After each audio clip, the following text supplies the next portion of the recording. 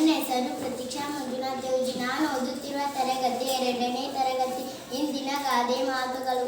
ಕಾಯಕವೇ ಕೈಲಾಸ, ಗುಣ ನೋಡಿ ಗೆಳತನ ಮಾಡು, ಸಜ್ಜನರ ಸಂಘ ಹೆಜ್ಜೆಯನ್ನು ಸವಿದಂತೆ. ಮಾತು ಬೆಳ್ಳಿ, ಮೌನ ಬಂಗಾರ, ದೇಶ ಸುತ್ತು ಕೋಶವುದು. ಹಾಳಾಗಿ ದುಡಿ ಅರಸನಾಗಿ, ಉಣ್ಣಾಕಲು ಕಪ್ಪಾದರೆ ಹಾಳು ಕಪ್ಪು. ವಿದ್ಯೆಗೆ ವಿನಯವೇ ಭೂಷಣ, ಆರೋಗ್ಯವೇ ಭಾಗ್ಯ.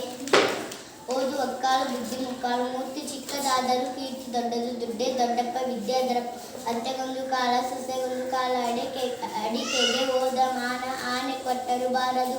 ಹುಟ್ಟುತ್ತ ಅನ್ನ ತಮ್ಮಂದಿರು, ಬೆಳೆಯುತ್ತ ದಾಯಾದಿಗಳು.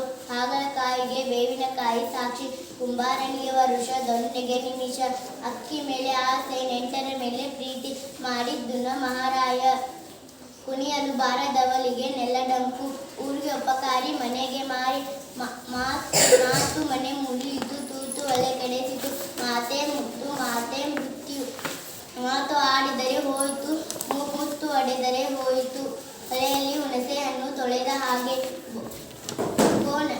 ಕೋಣನ ಮುಂದೆ ಕಿನ್ನರಿ ಬಾರಿಸಿದ ಹಾಗೆ.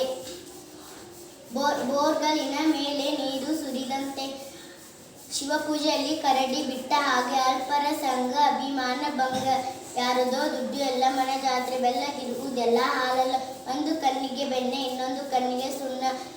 ಆನೆ ನಡೆದದೆ ಹಾದಿ, ಹೆತ್ತವರಿಗೆ ಹೆಗ್ಗಣ ಮುದ್ದು. ಬಾಯಲ್ಲಿ ವಸಪ, ಹೊಟ್ಟೆಯಲ್ಲಿ ವಿಷಪ್ಪ.